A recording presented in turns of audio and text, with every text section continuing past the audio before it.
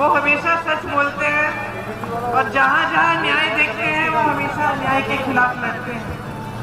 ये बचपन से करते आ रहे हैं और राजनीति में जब से राजनीति में आए हैं उनकी पहचान ये बन गई है कि जैसी चीज वो देखते हैं, जो सच्चाई देखते हैं, उसको कहने से वो डरते हैं।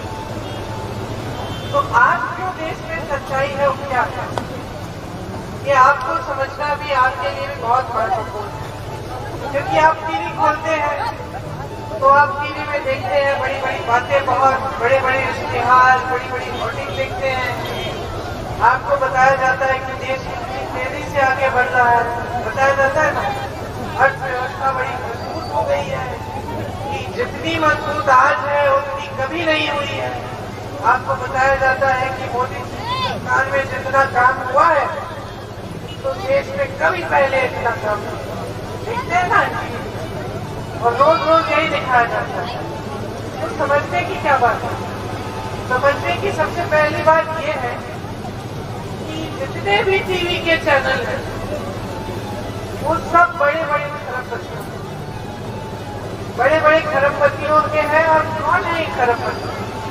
ये मोदी जी के खास दोस्त, जिनको मोदी जी ने देश की पूरी संपत्ति दे रखी है। तो देश का कोयला, देश के बंदरगाह, देश के हवाई अड्डे, बड़ी बड़ी सरकारी कंपनियां आज किसकी है? एक जमाने में देश की होती थी, सरकारी होती थी। अब इन्होंने कुछ गिने चुने लोगों को सब कुछ सौंप दिया और इसके साथ साथ देश की टीवी के चैनल सभी नहीं लोगों के। तो जो आपको दिखा रहा है ये सच्चाई नहीं है। सच्चाई क्या है?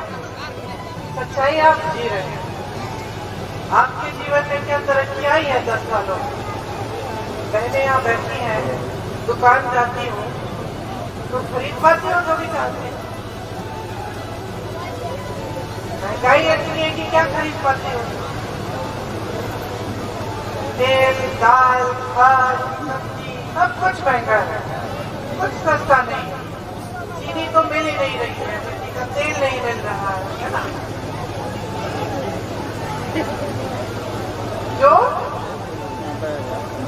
जो खेती में पैदा हो रहे हैं वो जानवर खा रहे हैं। हमारा पशु की समस्या है, खेती से कमाई नहीं हो रही है। चाहे कितना भी काम करो, कितना भी मेहनत, कितनी भी मेहनत करो, कमा नहीं पा रहे, है ना? तो सच्चाई क्या है? जो टीवी पे दिख रहा है या जो चीज? नहीं, मैं तो कहूँ नहीं। सच्चाई ये जो आपको दिख रहा है, जो आप जी रहे हो, जो आपका अनुभव है। कल को मैं बोल दूं कि आपके पास सब कुछ है, सरकार से सब कुछ दिया है, अब मान जाएगी? नहीं माननी है। बिल्कुल यही कह रही हूँ। तो एक तरफ आपको दिखाया जा रहा है कि सब कुछ है आपके पास, देश बड़ा आगे बढ़ रहा है, देश में सब कुछ हो रहा है, लेकिन जीवन में तो कुछ नहीं है। महंगाई है, कुछ खरीद नहीं पा रही हो, खेती से कमाई नहीं हो रही है, खेती के सारे सामान महंगे हो गए हैं। सारे सामान महंगे हुए क्योंकि मोदी जी ने हर चीज पे जीएसटी की टैक्स लगा रखी है, खेती के सामानों पे टैक्स लगा रखी है। आवारा पशु आवारा घूम रहा है इतने सालों से, इतनी बड़ी समस्या है। रात रात में जाके पहरेदारी करते हो, खेत चल रहा है, आवारा पशु किसी ने रोकने की कोशिश नहीं की है। तो सच्चाई फिर यही है ना जो जी रहे हो। सच्चाई तो ये है कि आप कितनी भी मेहनत कर रहे हो अपने बच्चों को पढ़ाने के लिए, वो बच्चा बड़ा होता है, पढ़ाई खत्म भी करता है, आपको खुशी होती है कि चलो मैंने मेहनत की, बच्चा पढ़ गया है, पढ़ लिया है उसने, लेकिन उसके सामने क्या भविष्य है? रोजगार मिलने के कोई मौके नहीं है। तो यही तो सच्चाई है। तो मैं यही बताने आई हूँ कि एक सच्चाई आपको दिखाई जा रही है और एक सच्चाई आप जी रहे हैं। अब किस आधार पे आप निर्णय लेंगे इस चुनाव में? जो आपको टीवी पे दिखाया जा रहा है या जो आप जी रहे हैं? क्योंकि अगर जो टीवी पे दिखाया जा रहा है आप उस आधार पर अपना वोट देंगे तो फिर आपके जीवन में सुधार नहीं आने वाला। क्योंकि असलियत ये है कि मोदी जी की सरकार में 10 सालों से सारी नीतियां बड़े खरबपतियों के लिए बन रही हैं। किसान के लिए एक नीति नहीं बनी। बड़े बड़े खरबपतियों के 16 लाख करोड़ माफ कर दिए इन्होंने कर्ज। किसान का 1 रुपया माफ नहीं किया। उत्तर प्रदेश में किसान 1 लाख रुपए के कर्ज की वजह से आत्महत्या भी कर रहा है। बेटी की शादी होती है, कर्ज लेना पड़ता है। बच्चों को पढ़ाना है, विश्वविद्यालय भेजना है, कोर्स कराना है, ट्यूशन कराना है, तो आपको कर्ज लेना पड़ता है। कोई बीमार पड़ जाता है, इलाज के लिए कोई सुविधा नहीं है, आपको कर्ज लेना पड़ता है। और आपके कर्ज माफ करने के लिए बिल्कुल कोई सुविधा नहीं है। इस देश में पिछले 10 सालों से एक नई राजनीति उभरी है। क्या राजनीति है ये? कि नेता समझ गया है उसको काम करने की जरूरत नहीं है, रोजगार दिलवाने की जरूरत नहीं है, महंगाई कम करने की जरूरत नहीं है, बड़े बड़े पढ़ाई के लिए, शिक्षा के लिए संस्थान बनाने की जरूरत नहीं है, आपके लिए अस्पताल बनाने की जरूरत नहीं है। वो ये समझ गया है कि चुनाव के समय आएगा, धर्म की बात करेगा, घरों में आके दुर्दुरिया कराएगा, आपसे शपथ करवाएगा कि भगवान के नाम से, भगवान राम के नाम से हमें वोट दे दो, आप शपथ ले लेंगे, वोट दे देंगे। वो समझ गया है, आदत बिगाड़ दी है आपने। आपने तो बड़े बड़े नेताओं को सिखाया था, दंड दी थी। इंदिरा गांधी जैसी नेता को रायबरेली की जनता ने दंड दी, हराया एक बार। जब आपको उनकी नीति पसंद नहीं आई, आपने हरा दिया। इंदिरा गांधी जी नाराज नहीं हुई आपसे, आत्मचिंतन किया उन्होंने कि क्या गलती हुई मेरे से। 3 साल बाद वापस आई, फिर आपने फिर से जिताया, लेकिन आपने दंड दिया। आपने हमेशा जागरूकता के साथ इस लोकतंत्र की लड़ाई लड़ी है। चाहे नेता से प्यार भी था, चाहे नेता पसंद भी थे, लेकिन अगर कुछ गलत किया और आपको लगा कि ये गलत है, तो आपने नेता को सही दिशा दिखाई। ये आपकी राजनीतिक परंपरा है, बहुत महान परंपरा है आपके क्षेत्र की। तो आज समझ लो कि क्या हो रहा है आपके साथ। धर्म के नाम पर चुनाव के समय आपको गुमराह किया जा रहा है। ये परिस्थितियां बन गई हैं कि चुनाव के समय भाजपा के नेता, बड़े से बड़े नेता देखिए, मोदी जी को देखिए, छोटे से छोटे नेता को देखिए, आपसे अपने काम के आधार पर वोट नहीं मांग रहा है, आपकी समस्याओं को हल करने के काम पर वोट नहीं मांग रहा है। ये नहीं कह रहा है कि मैं पहचानता हूं कि आपका संघर्ष है। वो नेता, एक से एक नेता, सिर्फ आपको आपका ध्यान भटकाने का काम कर रहे हैं। मंच पे आते हैं, धर्म की बात करते हैं, आपको बोलते हैं कि धर्म संकट में है, आपको धर्म के नाम पे वोट देना है, या फिर कहते हैं कि कांग्रेस पार्टी धर्म विरोधी पार्टी है, या कहते हैं कि कांग्रेस पार्टी देशद्रोहियों से भरी हुई है। इंदिरा जी जैसी हस्ती को देशद्रोही कहते हैं। राजीव गांधी जैसे व्यक्ति जिन्होंने बलिदान दिया इस देश के लिए, उनको देशद्रोही कहते हैं। लेकिन आपके सामने मंच पर उनकी हिम्मत नहीं होती कि आपकी बात करें। 10 सालों से सत्ता में रहे हैं, इतनी सत्ता, बहुत समय बाद ऐसे प्रधानमंत्री आए हैं हमारे देश में जिनकी इतनी सत्ता है, जिनको कोई सवाल पूछता है तो गिरफ्तार कर देते हैं, उसका मुंह बंद करने की कोशिश करते हैं, सवाल ही नहीं सह पाते, इतनी कम हिम्मत है। इतनी सारी सत्ता है लेकिन बहुत हिम्मत कम है। सार्वजनिक जीवन है, सार्वजनिक जीवन में सवाल सुनने पड़ते हैं, डांट सुननी पड़ती है जनता की। हम सबने सुनी है। मैं अमेठी जाती थी, खूब डांट खाती थी, आप भी कभी कभी डांट देते हैं। ये परंपरा है हमारे लोकतंत्र की। लेकिन ये लोग सब कुछ भूल गए हैं, क्योंकि ये सोच रहे हैं कि जब चुनाव आएगा, चुनाव को हिंदू मुसलमान करके, धर्म के आधार पर करके चुनाव जीत जाएंगे। अब आप मुझे बताओ, अगर आप नेता को सही रास्ता नहीं दिखाओगे तो क्या होगा? अहंकार बढ़ जाएगा। सत्ता तो पहले से भी रखी है आपने, अहंकार इतना बढ़ जाएगा कि नेता भूल जाएगा कि आपके प्रति जवाबदेही है, और वही हो रहा है आपकी आंखों के सामने। नहीं तो इतनी महंगाई नहीं बढ़ने देते, इतनी बेरोजगारी के 45 सालों में सबसे ज्यादा बेरोजगारी हो गई है।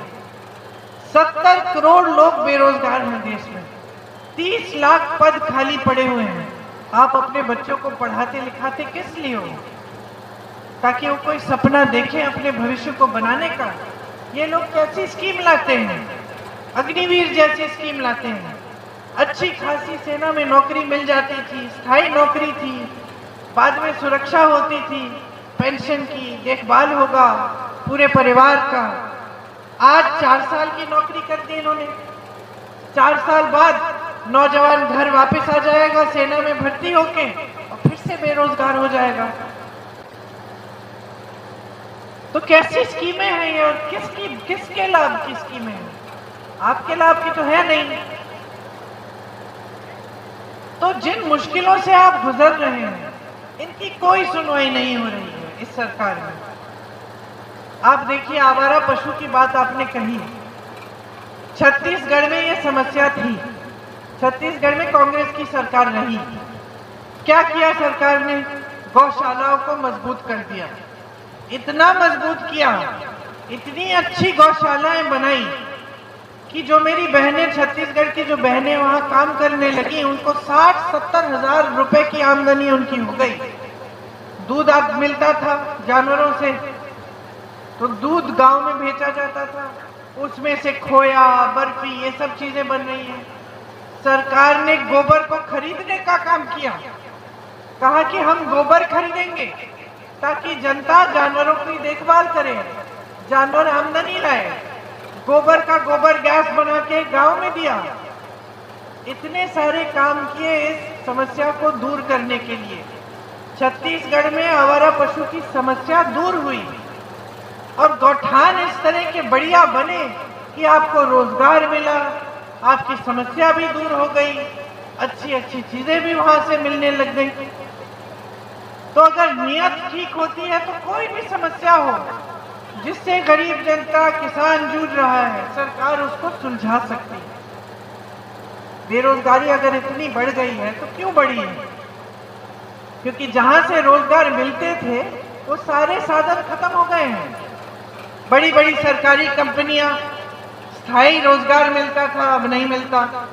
पहले पुराना पेंशन मिलता था, अब नहीं मिलता है। सब निजी हो रहा है, आरक्षण भी बंद हो जाएगा आस्ते आस्ते। रोजगार खेती से मिलता था, खेती से खूब कमाई होती थी, आज खेती से कमाई नहीं हो पा रही है, तो खेती में रोजगार नहीं मिल रहा है। जो छोटे दुकान हैं, जो छोटे कारोबार है, छोटे छोटे यूनिट है मैन्युफैक्चरिंग के, तकरीबन इनमें भी कमाई नहीं हो रही है, क्योंकि इनकी कमर तोड़ी। पहले नोटबंदी लाए, फिर जीएसटी लाए, तो अब ये भी कमा नहीं पा रहे, ये रोजगार क्या देंगे? तो जहां जहां से रोजगार बन सकते थे वो सारे साधन बंद कर दिए। तो बचा क्या फिर? कि तमाम नौजवान जनता बेरोजगार घूम रही है। तो ये इसमें किसका फायदा हो रहा है? आपका तो फायदा नहीं हो रहा है। इसमें तो फायदा सिर्फ उन नेताओं का और उन राजनीतिक दलों का हो रहा है जो चाहते हैं कि आप जीवन भर निर्भर रहें, जो कहते हैं कि आपको 5 किलो राशन देंगे मगर आपको रोजगार नहीं देंगे। तो अगर मैं किसी नौजवान से पूछूं कि भाई तुम्हें 5 किलो राशन चाहिए कि रोजगार चाहिए, क्या कहोगे तुम? रोजगार चाहिए, क्योंकि रोजगार से तुम्हारा भविष्य बनेगा। 5 किलो राशन अच्छा है, बुरी बात नहीं है, ये कांग्रेस की ही नीति थी, लेकिन इसके साथ साथ कोई योजना तो बनाओ कि किसान मजबूत हो, खेती से कमा पाए, नौजवान को रोजगार मिले, उसकी अच्छी शिक्षा हो जाए, तभी तो फिर इस 5 किलो राशन का भी महत्व होगा। लेकिन सिर्फ आप 5 किलो राशन का बोरा पकड़ा देते हैं और कहते हैं कि चुप रहो, बस यही मिलेगा तुम्हें, बाकी सारा बड़े बड़े खरबपतियों को मिलेगा। तो ये तो सही बात नहीं हुई ना।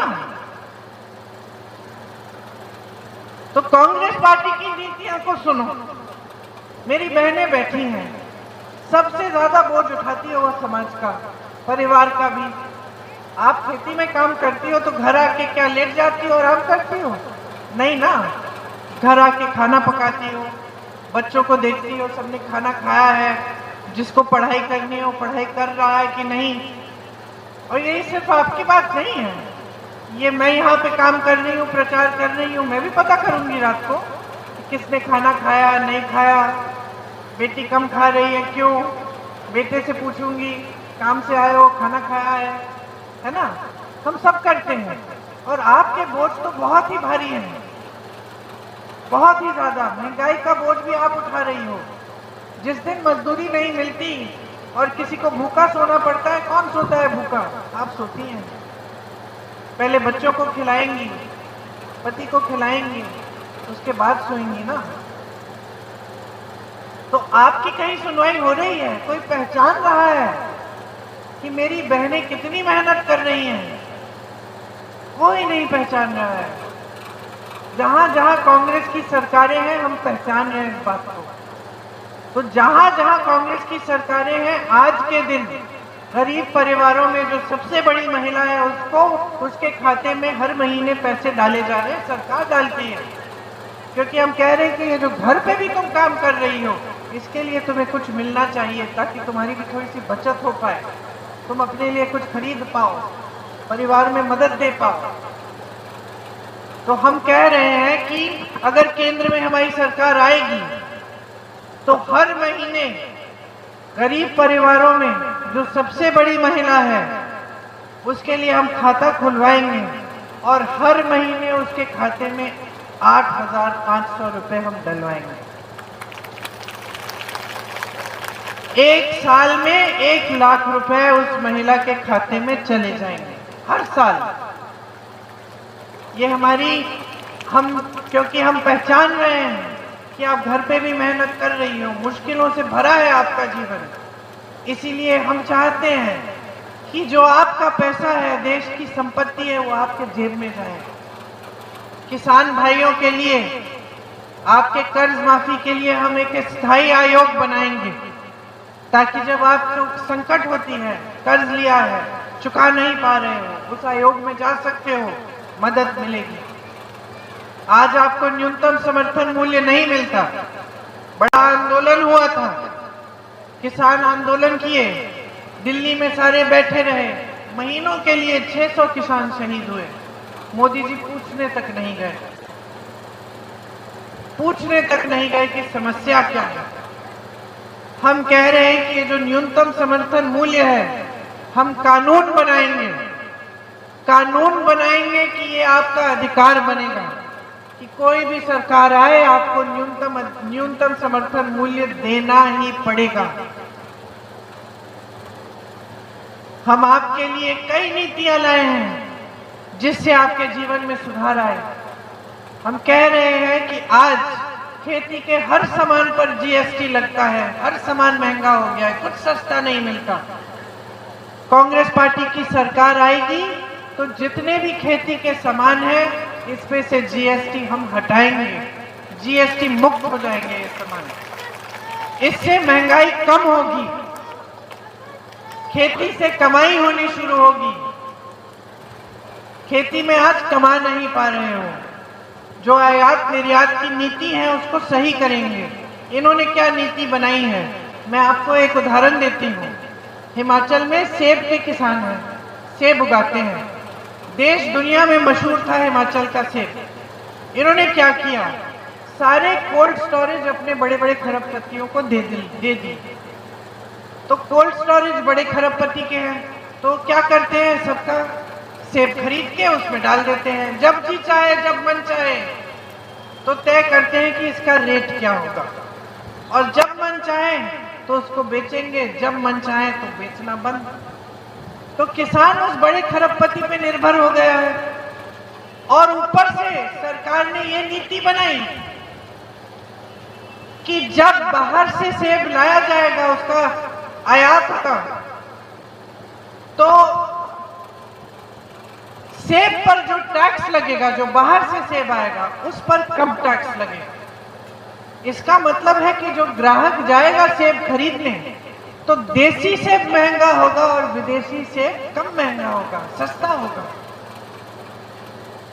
तो क्या हुआ इससे? जो छोटा किसान है, जो सेब उगा रहा है हिमाचल प्रदेश में, वो तो खत्म हो गया, क्योंकि सेब का दाम भी बड़ा खरबपति तय कर रहा है। बाहर से सेब आ रहा है, उस पे टैक्स कम है, तो देसी सेब कोई खरीद नहीं रहा है। तो तकरीबन सेब के किसान को खत्म कर डाला है।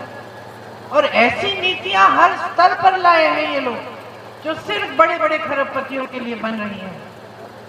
कर्ज माफ होता है उनका, लाखों करोड़, आपका कर्ज नहीं माफ होता। गन्ने का बकाया था पूरे देश में 15,000 करोड़ था 2 साल पहले, जब मैं यूपी में काम कर रही थी। उस समय मुझे याद है, हम लोग कह रहे थे कि 15,000 करोड़ का बकाया है, किसानों को दो। मोदी जी ने क्या किया? 2 हवाई जहाज खरीदे 16,000 करोड़ के। 2 हवाई जहाज अपने लिए, दुनिया में भ्रमण करने के लिए। कभी आपको अमेरिका में दिखते, कभी अफ्रीका में दिखते, कभी कहीं दिख रहे हैं जर्मनी में, कहीं कहीं दिख रहे हैं। कैसे? इन हवाई जहाजों में उड़ रहे हैं। 16,000 करोड़ के 2 हवाई जहाज, 15,000 करोड़ का पूरा गन्ना का बकाया देश भर के किसानों का तुमने नहीं दिया। ये सच्चाई है आज देश की। तो मैं आपसे ये कहने आई हूं, कुछ नहीं मिलेगा, गरीबों को कुछ नहीं मिलेगा जब तक आप नेताओं को जवाबदेह नहीं बनाएंगे। इंदिरा गांधी प्रधानमंत्री थी, आपके गांव में आती थी, अब डांट देते थे जब जरूरत पड़ती थी कि मेरा खंबा, बिजली का खंबा नहीं लगाया, मुझे पानी की टूटी चाहिए। मैं खुद गई हूं अपने पिताजी के साथ ऐसे ऐसे गांव में, जब लोग कहते कि भाई प्यार तो करते हैं लेकिन हमारा काम कर दो भैया। ये जागरूकता थी, ये थी हमारी राजनीति। कोई चुनावी मंच पे आकर आपको भाषण देता था तो अपनी जो काम थे वो गिनाता था। आज फिजूल की बातें। देश के प्रधानमंत्री हैं, इतना बड़ा पद है, पद की गरिमा है। जवाहरलाल नेहरू जैसे लोगों ने उस पद को संभाला है, बड़े बड़े लोग, वाजपेयी जी जैसे सभ्य इंसान ने उस पद को संभाला है। और आप क्या बातें कर रहे हैं? आप चुनाव के समय जनता के सामने जनता को गुमराह करने के लिए बहकी बहकी बातें कर रहे हैं। जनता को बता रहे हैं कि सावधान हो जाओ, कांग्रेस पार्टी आएगी, अगर आपके पास 2 भैंस है तो 1 भैंस चुरा देगी। बता, हंस रही हो ना? चोरी का इल्जाम, और वो भी भैंस का। आप सोच रहे हो, मतलब उन्होंने जनता को क्या बेवकूफ समझ रखा है? समझ रखा है कि कुछ भी बोल दो, अपने दिमाग से कुछ भी निकाल दो। कहते हैं कि कांग्रेस पार्टी के घोषणा पत्र में लिखा है आपकी सारी संपत्ति ले जाएंगे और किसी एक समुदाय को पकड़ा देंगे। कहाँ लिखा है? लिखा ही नहीं है, ऐसी बात ही नहीं की है किसी ने। आप प्रधानमंत्री हो, अपने मन से कुछ भी कह रहे हो, आपको लग रहा है कि जनता पूछेगी नहीं, क्योंकि जनता से तो आप जुड़े नहीं हो, अब अलग हो गए हो, कट गए हो। वाराणसी का संसदीय क्षेत्र है, एक गांव में नहीं गए, एक गरीब के घर में नहीं गए। उनको क्या मालूम आपका संघर्ष क्या है, आपकी मुश्किलें क्या है, क्या मालूम उनको? किसान कितना पसीना बहा रहा है, आपकी नीतियां हैं, महंगाई बढ़ा दी है, कुछ नहीं मिल रहा है, आपको क्या मालूम? इतनी सत्ता इकट्ठी कर ली है कि लोग डरने लगे हैं, इनके सलाहकार भी डरते हैं। आसपास सारे चमचे घूम रहे हैं, सुबह से शाम तक तारीफ करते हैं। मैंने बहुत देखे हैं ऐसे चमचे। सुबह उठते प्रधानमंत्री जी, तारीफ करते होंगे कि इतने अच्छे लग रहे हैं प्रधानमंत्री जी, आज का तो भाषण वाह वाह।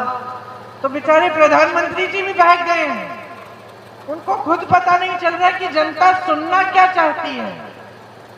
जनता बस ऊब चुकी है, नाटक नौटंकी से ऊब चुकी है। जनता आज चाह रही है कि महंगाई को कम करो, कि बेरोजगारी को संभालो, रोजगार दिलवाओ, हमारे लिए ऐसी स्कीम लाओ जिससे हम आत्मनिर्भर हो, हम अपने पैरों पे खड़े हों। हमें बताओ भाई, हमें 70 साल की बात मत सुनाओ कि कांग्रेस ने क्या किया क्या नहीं किया। हमें बताओ कि 10 सालों से आप सत्ता में हैं, आपका राज है, आपने क्या किया है ना। मैं चुनौती देती हूं प्रधानमंत्री जी को, एक बार मंच पे खड़े होकर बता दे क्या किया है 10 सालों में। कौन सी ऐसी संस्था खोली है? कांग्रेस ने आईआईटी बनाई, आईआईएम बनाया, इसरो, डीआरडीओ, एचएएल, बीएचईएल, मैं गिनाते गिनाते यहाँ पे आपकी शाम हो जाएगी, मैं गिनाती रहूंगी।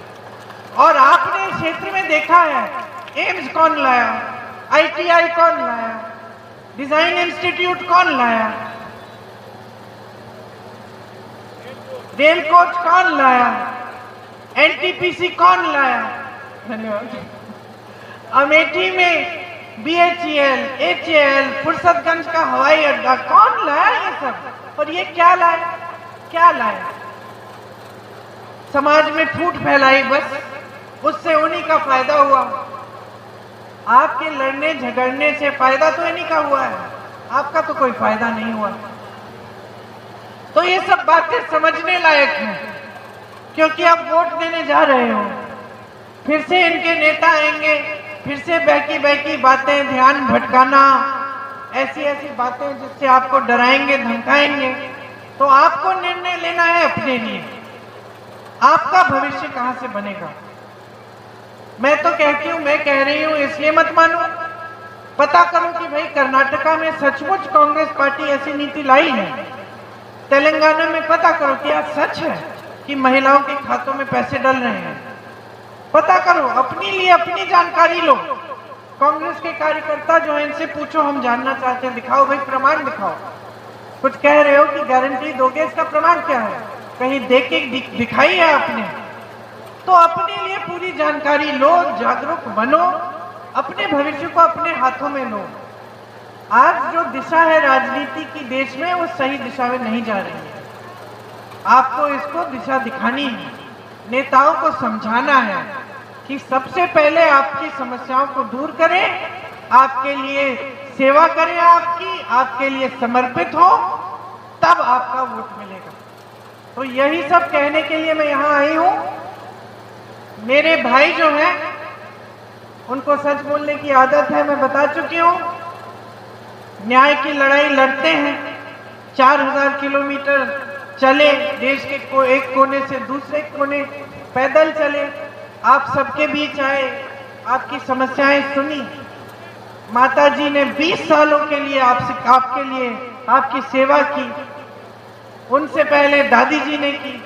परिवार को जानते हो, हमारे असूलों को जानते हो, हमारी भावनाओं को समझते हो, हमारे दुखों में आप शामिल हुए, हमारी खुशियों में आप शामिल हुए, और इसी तरह से हम इस रिश्ते को निभाने के लिए आपके बीच आए हैं। आप भैया को भारी बहुमत से जिताएंगे तो भैया भी इस रिश्ते को पूरे दिल से निभाएंगे, आपकी सेवा करेंगे, दिन रात आपके लिए समर्पित होंगे। आप सबको बहुत बहुत धन्यवाद। आपने मेरी बातें बहुत ध्यान से सुनी, कुछ अपनी बात भी रखी है, अच्छा है। मुझे बहुत पसंद आई ये बात कि आपने भी अपनी बात रखी, आपने भी बताई बहुत चीजें, इससे हम भी सीखते हैं। कोई सोच नहीं सकता था, अगर आप मुझे 5 साल पहले कहते कि एक सिलेंडर 1200 का हो जाएगा, मैं यकीन नहीं कर पाता। आज सिलेंडर 1200 रुपए का हो गया है। अब चुनाव आ रहा है तो कह रहे हैं कि 100-200 कम हो जाएगा, तो चुनाव के पहले क्यों नहीं किया, है ना। तो आप सब बातें समझते हैं, बहुत विवेक है आप में, आप सही जगह ही अपना वोट डालेंगे, मैं जानती हूँ। आप सबको बहुत बहुत धन्यवाद। बहुत शांति से, ध्यान से आपने मेरी बातें सुनी। जय हिंद।